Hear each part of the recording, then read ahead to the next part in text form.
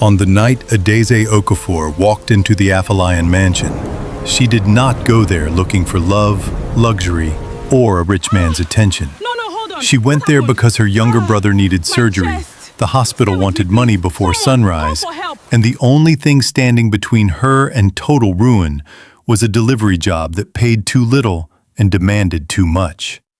But before that night ended, the most feared tycoon in Lagos would accuse her of trying to kill his mother.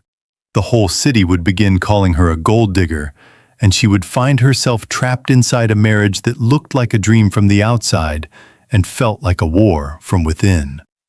Stay with me, because what happened after that was the kind of story no one could have invented unless pain, pride, betrayal, and love all decided to meet in one house. Adaeze balanced the heavy garment bag on her shoulder and pushed through the back gate of the mansion while rain threatened from above. Her sandals were cheap, her blouse was fading at the sleeves, and her phone battery had dropped to 2%. She checked it anyway. 3 missed calls from the hospital, 2 voice notes from her landlord, 1 message from her brother Chibuzo that simply read, "Please don't cry, I am okay." He was not okay. At 19, Chibuzo had already learned how to smile through pain. He had been born with a heart defect nobody discovered early enough, and now the doctors were saying surgery could not wait any longer. Every hour cost money. Every test required cash. Every sympathetic face in the hospital eventually led to the same cruel sentence. "Madam, payment first." Adaeze was 26 and had been sewing clothes since she was 13. She had turned old curtains into school uniforms, scraps into children's shirts, and 1 borrowed machine into the only dignity her late father left behind. But dignity did not pay hospital bills. So she worked for Madame Bassi, a boutique owner who loved calling herself a businesswoman and loved delaying salaries even more. "Be careful with that dress," Madame Bassi had warned her earlier that evening. "If anything happens to it, I will deduct it from your salary." "You already owe me 3 months," Adaeze had replied quietly. Madame Bassi leaned forward with a smile that never reached her eyes. "And yet you are still here." Because poverty was a trap that made endurance look like obedience. The garment bag in Adaeze's hand carried a hand-beaded emerald gown for Mrs. Ifeoma Afolayan, widow of the late Chief Afolayan and mother of Kamsi Afolayan, the billionaire shipping magnate people described in whispers. Some called him brilliant, some called him merciless. Most agreed on one thing: he was not a man who softened for anybody. As Adaeze crossed the service corridor, she heard music from the main ballroom, laughter from women who had never compared medicine prices, and the clink of glasses from people who spent more on a single dinner than she had seen in a year. The Afolayan Charity Gala was already in full swing. A steward rushed toward her. "You were late!" "The traffic was bad." "The madam has been asking for this gown." "I came as fast as I could." He snatched the garment bag and then paused. "Wait here." Adaeze stood beside a marble wall and tried not to look too small in a place built to make ordinary people feel invisible. She hated rich houses. They smelled like polished lies. The floors shone, the flowers glowed, the chandeliers sparkled, and yet the air always carried something cold, as if kindness had been removed during construction. A sharp voice cut across the corridor. "Who left this girl standing here like decoration?" Adaeze turned and saw a middle-aged woman dressed in silver silk, graceful even in irritation. Her face was beautiful in the tired way of someone who had smiled for powerful people too long. "Mrs. Ifeoma Afolayan." "I am sorry, Ma," Adaeze said.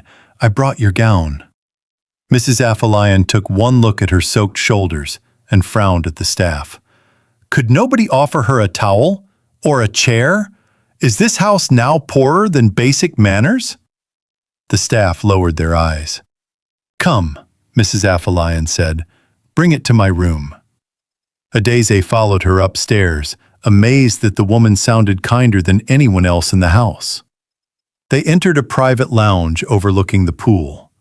Mrs. Afolayan reached for the gown, but before she could unzip the bag, she pressed a hand to her chest. "Ma?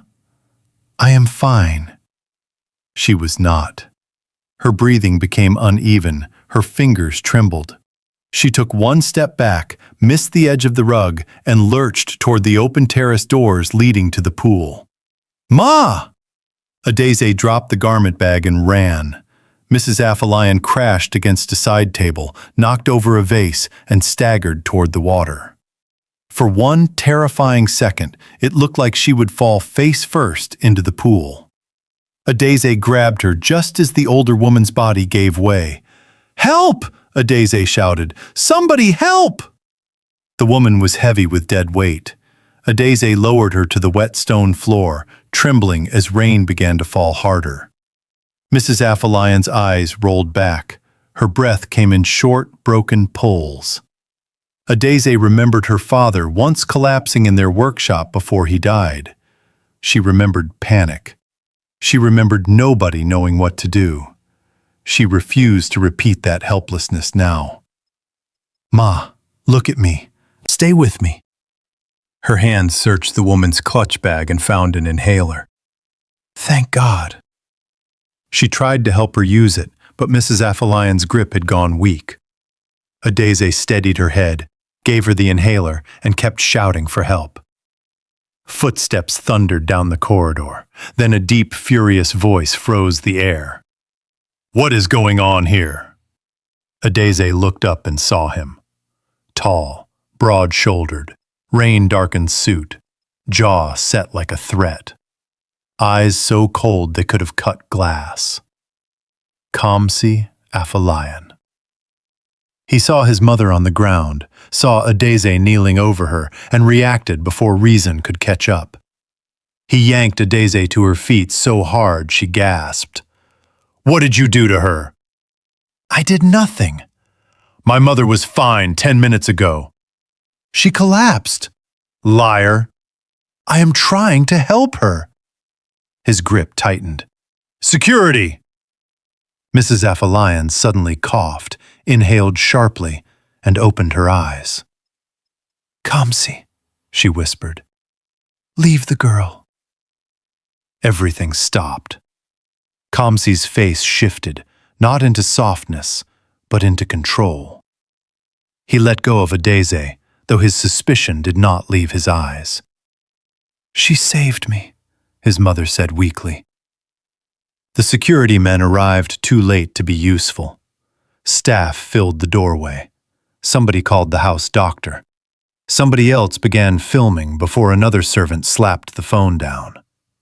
Mrs. Afolayan pointed at Adaeze.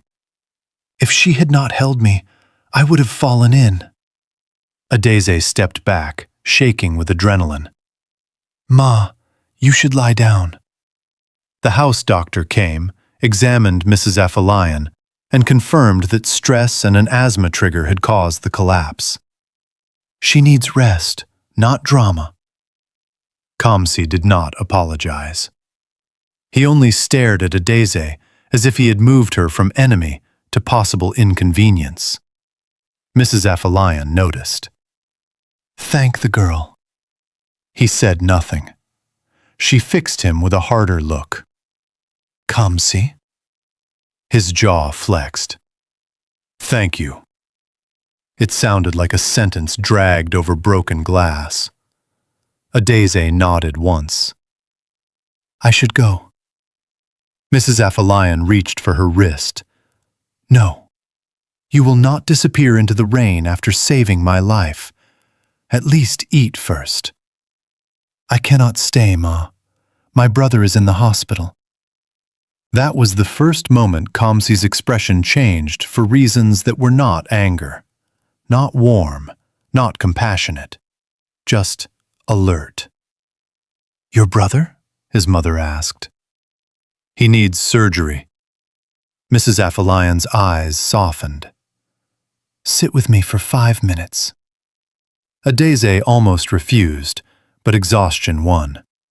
She sat on the edge of a sofa while the doctor settled Mrs. Afolayan nearby. Kamsi remained standing like a guard who did not trust peace. Then the balcony doors burst open with wind. A photographer from the event side caught sight of the scene, and before anyone stopped him, he snapped 3 pictures. One showed Adaeze drenched and vulnerable. One showed Kamsi gripping her arm. One showed Mrs. Afolayan lying weak while Adaeze knelt beside her. By morning, social media would turn those 3 images into a scandal. Adaeze did not know that yet. She only knew her phone had died, the rain had not stopped, and she still needed money. Mrs. Afolayan asked gentle questions. Where are your parents? What do you do? Why did you come yourself in this weather? And Adaeze answered with the careful honesty poor people learn. Enough truth to remain human, not enough to be pitied. My father died years ago, she said. My mother followed not long after. It has just been my brother and me. I sew. I take repair jobs. I survive. Survive, Mrs. Afolayan repeated softly. That is a hard word for someone so young. Kamsi cut in. Mother needs to rest. It was dismissal, and everyone heard it. Adaeze stood. Thank you, Ma. I should leave now. Mrs. Afolayan looked at her son. See that she gets home safely. Kamsi gave a short, humorless laugh. Mother, I said what I said. So he drove her himself. The car smelled like leather, cold air, and expensive restraint. Adaeze sat stiffly in the passenger seat, clutching her bag. For several minutes, neither spoke. Lagos lights slid across the windshield in wet streaks. Finally, Kamsi said, How much? She turned. What? For the surgery. She stared at him, insult and desperation colliding inside her. I did not save your mother for money. I did not say you did. I asked how much. That is none of your business. Everything that happened tonight is now my business. His tone made her bristle. My brother needs surgery, that is true, but I will not stand outside your car and perform gratitude for cash. At a red light, he looked at her fully for the first time. You are proud. I am tired. The light turned green. When they reached her street, his car could barely enter because of the potholes and broken drainage. Children slept behind half-closed doors. A generator coughed in the distance. The contrast between his world and hers sat in the air like accusation. Before she got out, he handed her a card. If you need help, call this number. I do not like debts. It would not be a debt. She held his gaze. Everything from men like you becomes a debt. She left the car without taking the card. By dawn, the internet had already decided who she was. Gold digger. Mystery girl. Poor tailor catches billionaire son. Future Mrs. Afolayan? By 8 in the morning, the blog posts were everywhere. One even used the caption, The woman who may have finally melted Lagos's coldest tycoon. Adaeze only found out when Madame Bassi shoved a phone in her face. What did you do? Nothing. You expect me to believe you just happened to end up in Kamsi Afolayan's arms? I saved his mother. Madame Bassi laughed. And now you think your level has changed? Before Adaeze could answer, the hospital called again. Miss Okafor, where is the deposit? The surgeon cannot keep postponing. Her voice shook. Please, I am trying. After the call, she went to the back room and cried quietly for exactly 40 seconds. Then she wiped her face and returned to work, because poor people are rarely allowed full breakdowns. That afternoon, her landlord chained her door. 3 months' rent, he said. No payment, no room. My brother's medicine is inside. That is your concern. She begged until his wife pitied her enough to slip the medicine out through a window. By evening, Chibuzo collapsed. Adaeze was rushing him through the hospital corridor when a familiar voice stopped the chaos. "Move." Kamsi Afolayan stepped out of the way of the gurney, barking instructions like a man used to being obeyed. Doctors appeared faster. A consultant surgeon was called. Paperwork moved, beds opened, machines came alive. Adaeze stood frozen. "How did you find us?" she asked. "You think Lagos is too big for information?" "I did not call you." "No, but my mother did." Mrs. Afolayan emerged behind him, dressed simply, eyes kind and worried. "Forgive me. I asked someone to check on you after seeing those pictures everywhere.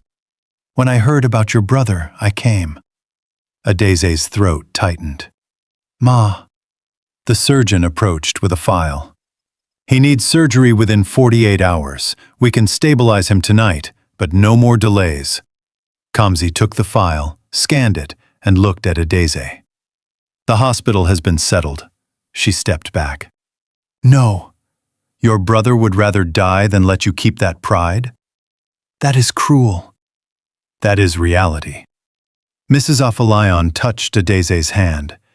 "Accept help today. Fight about dignity tomorrow." Those words broke something in her. Not her pride, just the thin wall holding her together. She nodded and cried for real this time. The surgery went well. For the first time in months, Adaeze slept without listening for her brother's pain. She woke the next morning in the hospital visitor's room with a blanket over her shoulders and a feeling that peace never lasted long around rich people. She was right. Kamsi arrived with his lawyer. "My father's will becomes active in 9 days," he said without greeting. "There is a clause. If I am not married before my 35th birthday, my uncle becomes acting chairman over the family trust for 1 year." Adaeze stared. "Why are you telling me this?" "Because the blogs yesterday made the board think I have a secret woman. My mother publicly defended you last night at the hospital. The story is spreading." His lawyer stepped forward. "Mr. Afolayan needs a respectable legal wife, temporarily." Adaeze looked from the lawyer to Kamsi and laughed once in disbelief. "You people are mad." "It would be a contract marriage," Kamsi said. 1 year. In return, your brother's full treatment is covered. Your rent is cleared. A fully equipped tailoring studio will be opened in your name. At the end of the contract, you walk away with financial security." She stood up slowly. "You think because you paid a hospital bill, you can come and buy my life?" He did not flinch. "I think life has already shown both of us that romance is a luxury. This is an arrangement." Mrs. Afolayan, who had been silent till then, spoke from the doorway. "It was not my idea to make it sound this ugly." Adaeze turned to her. The older woman sighed. "But the marriage itself was my idea." "Ma?" "My son trusts no one. My husband's family have waited years to trap him through that will. Yesterday I watched you save me without calculation. I watched you reject money when you could have asked for anything. A house built on lies may still stand if at least one person inside it has a clean heart." Kamsi sounded irritated. "Mother." "No, let her hear me. This is not only about business, it is also about protection. Once people know you are connected to us, our enemies may come after you anyway. In that house, at least I can see what is happening." Adaeze felt the room spin. Marriage? To a man who looked at people like they were contracts? It was insane, dangerous, humiliating. Then she looked through the glass window at her sleeping brother. "How much freedom do I get?" she asked. The lawyer blinked. Kamsi answered, "Within reason." "No, speak clearly. If I agree, I need terms. A strange respect flickered across his face. Fine, he said. You keep your work. You continue your education if you want. No one touches your brother's treatment. You are not expected to share my bed. We play the role in public. In private, boundaries remain. And if I want to leave early? Then you forfeit the benefits. Adaeze hated that answer. She hated that part of her was still considering it. I want one more thing, she said. What? My late father's sewing machine. Madame Bassi took it after claiming I owed her for fabric. I want it back. Kamsi looked at his assistant. Done. She closed her eyes for a second. Then she said yes. The wedding happened 4 days later in a private registry office under layers of secrecy and fake smiles. A cream dress appeared on her body, diamonds appeared on her fingers, cameras appeared outside. Everyone called it love. Nobody saw the contract hidden in a file stamped confidential. When the registrar said, "Do you accept this man as your lawful husband?" Adaeze heard herself answer, "I do," and wondered which version of herself had just died. At the mansion, the staff changed overnight. People who would never have greeted her now called her madam. Women who once looked through her now measured the price of her bracelet. Men who ignored her now bowed. Only Kamsi remained consistent, polite when necessary, distant by default. "This wing is yours," he said on her first night. "My room is across the hall. If my grandfather's portrait guests visit, we look convincing. If not, stay out of trouble." "That must be your love language," Adaeze muttered. He almost smiled, but not enough to count. Life inside the mansion became its own battlefield. Kamsi's ex, Zainab Balogun, returned from Abuja with the confidence of a woman who thought rich men were inherited property. She found Adaeze in the breakfast room on the third morning. "So this is the miracle wife," Zainab said, looking her up and down. "How charitable of Kamsi." Adaeze buttered her toast. "Good morning to you too." Zainab laughed. "Do not get comfortable. Men like him borrow women when useful." Mrs. Afolayan entered just in time to hear that. "Then perhaps women like you should stop waiting to be chosen." Zainab's face tightened. Adaeze hid her smile in her teacup, but the deeper danger wore a friendlier face. Uncle Sola Afolayan arrived 2 days later. He was all white kaftan, heavy rings, and a voice soaked in false warmth. "My new daughter." Adaeze felt unease immediately. Predators often smiled first. He took her hand too long. "I hear my nephew found treasure in surprising places." Kamsi stepped between them. "Watch yourself, uncle." The older man chuckled. "So defensive. Love is making you soft." After he left, Adaeze asked, "Does he always talk like a snake wearing perfume?" Kamsi actually laughed then, low and brief. "Yes." That laugh stayed with her longer than it should have. Weeks passed. The marriage performance improved. Publicly, they attended dinners, charity events, board functions, and foundation launches. Privately, they orbited each other with growing tension and growing knowledge. She learned he drank black coffee when angry and hibiscus tea when pretending not to be. He learned she hummed while pinning fabric and went silent only when deeply hurt. She learned he hated lies because his father died in the middle of an inheritance war built on them. He learned she kept sewing after midnight when anxiety refused to sleep.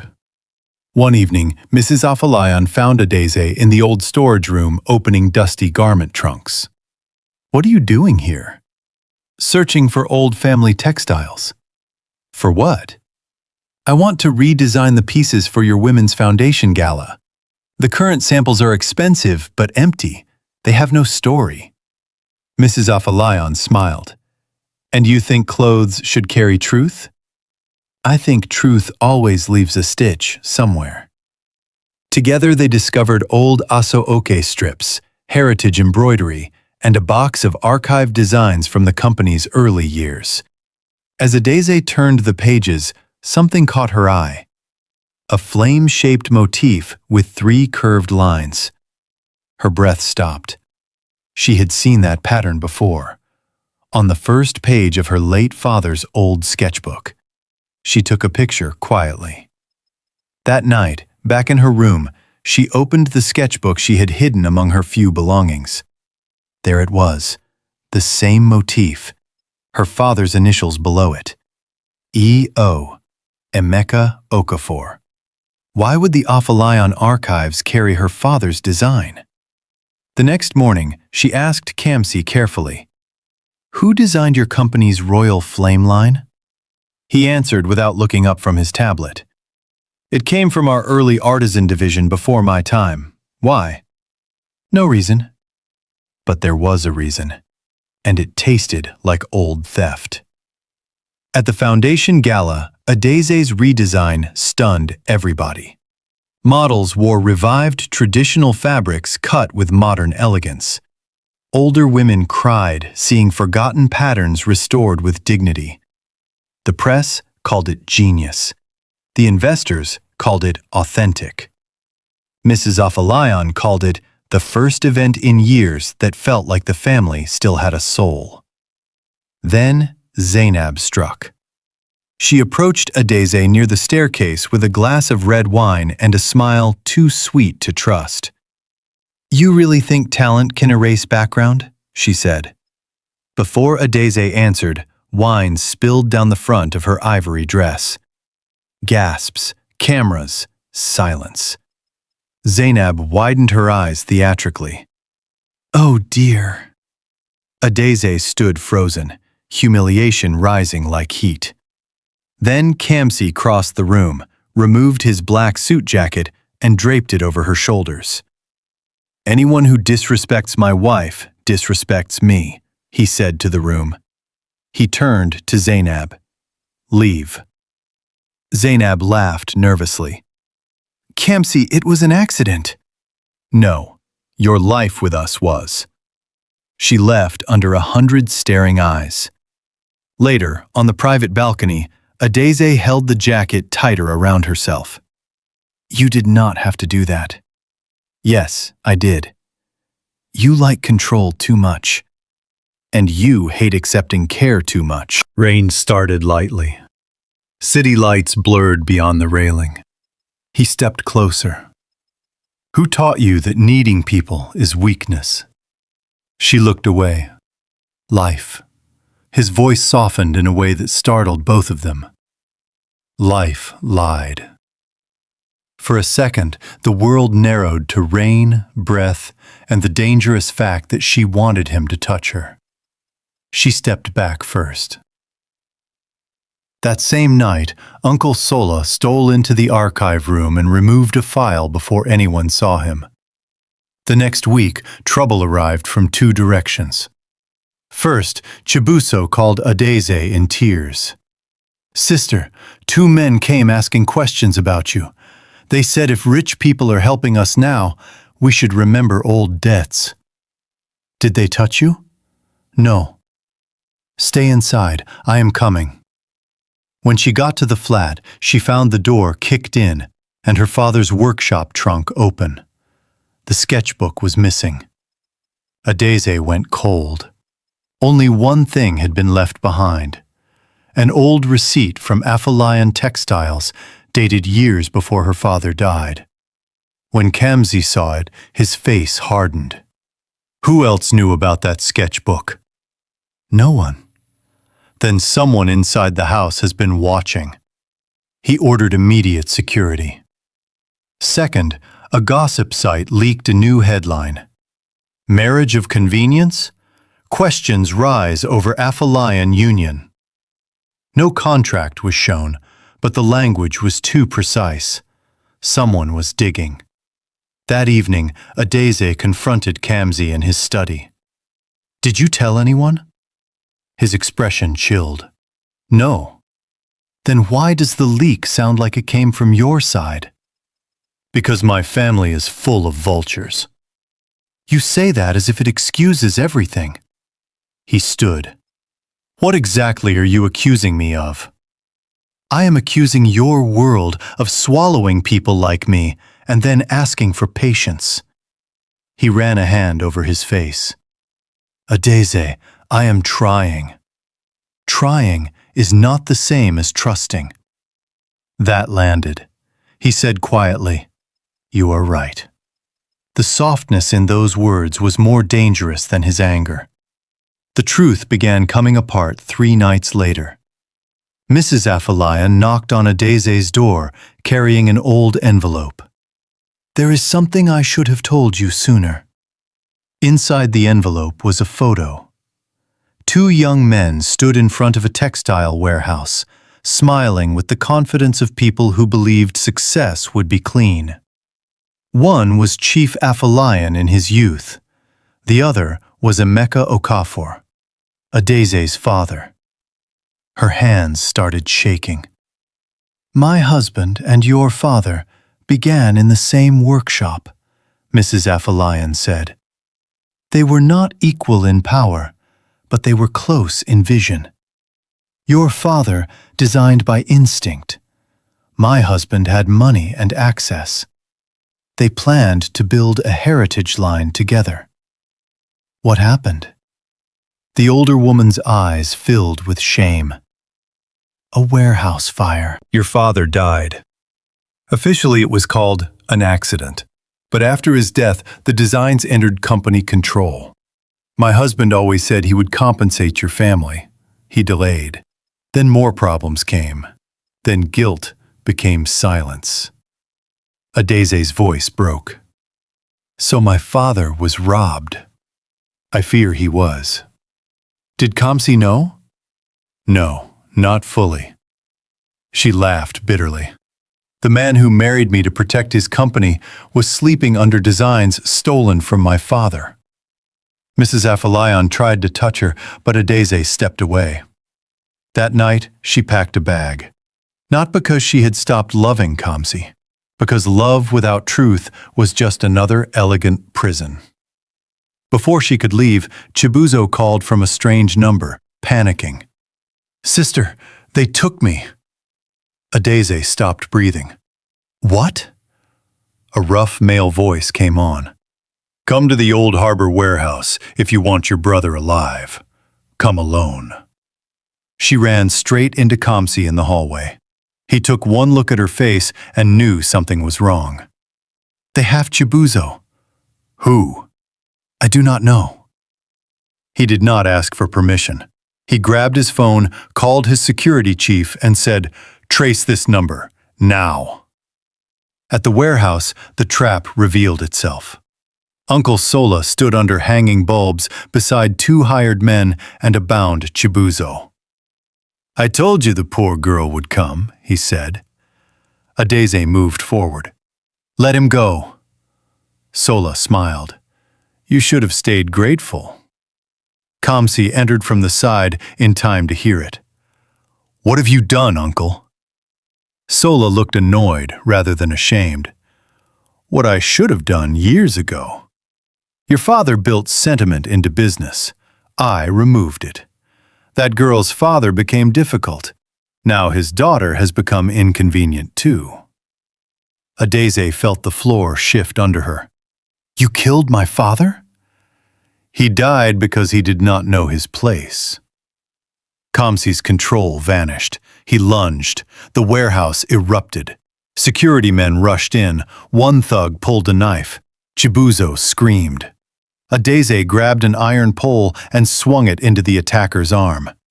Kamsi pinned his uncle against a crate while police sirens approached from outside. Sola hissed through clenched teeth. Choose carefully, boy. If I go down, the board goes with me. And your precious marriage? I already sent proof where it matters. Kamsi froze. Too late. The next morning, the contract was everywhere. Scanned pages, signatures, terms.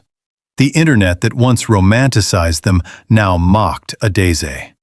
Street girl signs billionaire deal, fake wife exposed.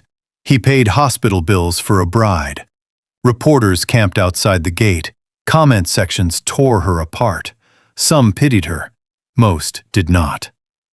Adaeze watched the storm from the mansion stairs with dead eyes. Kamsi approached carefully. I did not leak it. She believed him. But pain does not always care about logic. I know, she said. Then stay. She shook her head. I cannot breathe in this house anymore. Adaeze, you married me to save power. Somewhere along the way, I forgot that. That is not all it is now. She looked at him with tears he had earned and had not wanted. Maybe not for you, but the whole world has seen what I was to you in the beginning. A deal. He had no answer big enough. So she left. She moved into a small serviced apartment paid for with money she hated touching. Chibuzo recovered under discreet security. Mrs. Afolayan visited secretly and cried often. Kamsi called every day. Adaeze answered none of them. Then destiny sent back what greed had stolen. An elderly retired accountant named Mr. Ikanem appeared at her door carrying a wrapped package. I heard what happened on television, he said. I worked in the old Afolayan textile office. Your father trusted me once. Inside the package was the missing sketchbook and a second document, a share certificate. 10% founding creative equity in a heritage line partnership between Chief Afolayan and Adaeze Okafor, held in trust if either partner died before launch. Adaeze's father had not only designed the company's signature line, he had legally owned part of it. My God, she whispered. Mr. Ikanem nodded. Your father planned to sign a revised version the week he died, but this copy remained with me because the fire happened first. After that, I got scared. I left. I am old now. Fear has expired. There was one more thing. A cassette recording converted to phone audio years earlier. In it, Chief Afolayan's voice argued with Sola. You cannot push Emeka out like this. He is a tailor from nowhere. He is a genius. He is a liability. The recording ended with shouting. Adaeze listened to it 3 times. Then she called Kamsi back. He arrived in less than 20 minutes. They stood in the apartment facing each other like two people separated by damage and drawn together by truth. I should have protected you better, he said first. And I should have trusted your heart faster, she replied. He shook his head. No, I gave you every reason not to. She showed him the documents. For the first time since she had known him, Kamsi looked truly shaken. Not angry, not controlled. Struck. My father knew, he said. Your uncle buried it. He buried my father's conscience with it. She took a breath. The board meets tomorrow. His eyes sharpened. Then tomorrow, we finish this. The boardroom was full before noon. Investors, lawyers, relatives, journalists waiting outside. Uncle Sola arrived dressed in confidence, expecting victory. Kamsi entered without greeting anyone. Adaeze walked in beside him. Gasps ran across the room. Sola smiled thinly. The fake wife returns. Adaeze placed the sketchbook, certificate, and transcript copies on the table, one by one. My name is Adaeze Okafor, she said. Daughter of Adaeze Okafor, founding creative partner of the Afolayan heritage line. My father's work built the Royal Flame collection that financed expansion into luxury export. He died before launch. His designs were absorbed, his equity was hidden. And the man who benefited most from his death is sitting in this room. Sola rose. This is nonsense. Kamsi pressed a button. Audio filled the boardroom. Chief Afolayan's younger voice, Sola's contempt, the argument, the threat. Faces changed. Lawyers moved. One board member whispered, "This is criminal exposure." Adaeze continued, stronger now. "You all watched the internet shame me for marrying into this family. Fine. But today I am not here as a wife. I am here as proof that stolen labor does not stay buried forever." Sola shouted, "You think emotions will run a company?" Kamsi answered him, "No, evidence will." Security stepped forward. Sola pointed at Kamsi. "If you remove me, the trust fight begins." Kamsi stood straighter than Adaeze had ever seen him. "Then let it begin. I would rather lose a throne than inherit a crime." That sentence changed everything. The board voted to suspend Sola immediately pending criminal investigation. Emergency motions were passed. Founding equity claims were reopened. The press outside turned from scandal to history within minutes. When the meeting ended, cameras exploded beyond the gate. Kamsi ignored them. He followed Adaeze into the empty design studio wing that had once been prepared for her and never truly used. Sunlight filtered through high windows. Rolls of fabric stood untouched. A sewing table waited in the center like a promise held too long. "I opened this for you because it was part of the contract," he said quietly. "Now I want to ask for something that has nothing to do with contracts." Adaeze did not rescue him by speaking. He came closer. "When I first saw you, I thought you were danger. Then I thought you were a solution. Then I discovered you were the first person in years who made this house feel less cursed. You saved my mother.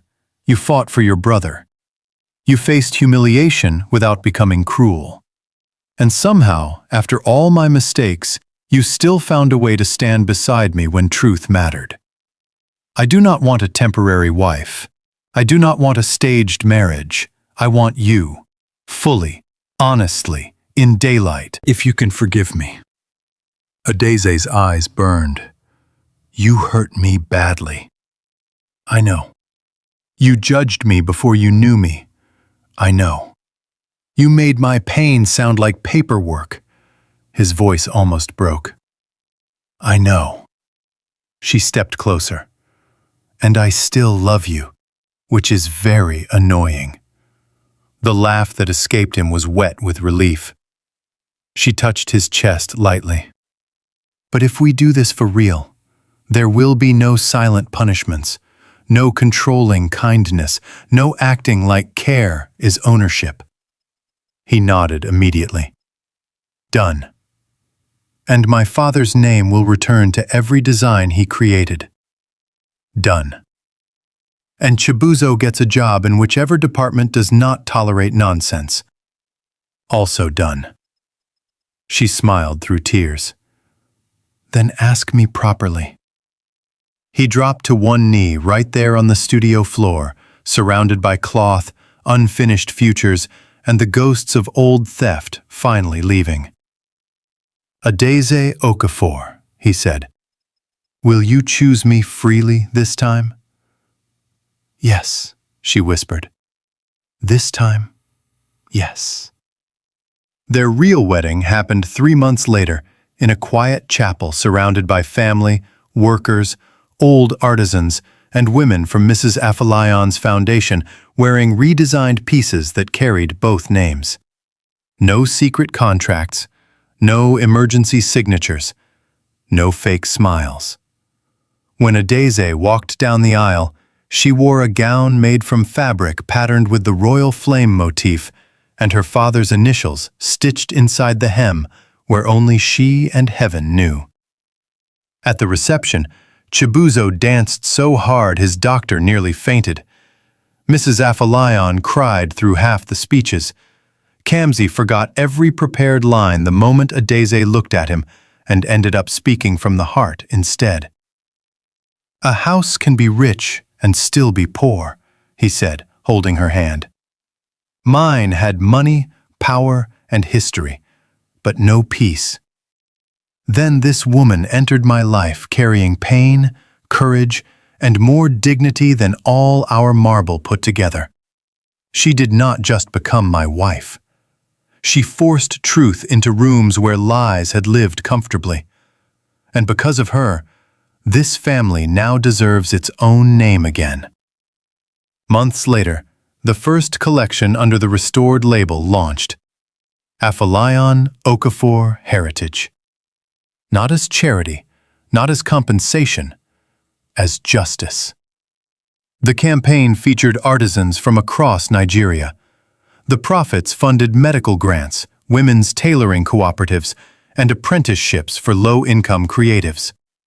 Adaeze ran the creative division with the same hands that once mended school uniforms for survival. Kamsi ran the company beside her, harder but better, finally feared for discipline and respected for integrity. One evening, they stood outside the new workshop named Emeka House of Design while sunset painted the sky gold. Chibuzo walked out laughing with a group of trainees. Mrs. Afolayan supervised from a shaded chair, like royalty returned to herself. Music floated from inside. Fabric moved in the warm air. Life looked ordinary in the most beautiful way. Kamsi slipped his hand into Adaeze's. "Do you remember the first night I saw you?" She laughed. "You accused me of attacking your mother. In my defense, I was an arrogant fool. In your defense, you still are, slightly." He turned to her. "Would you save me again?" She pretended to think. "Depends. Are you still offering contracts?"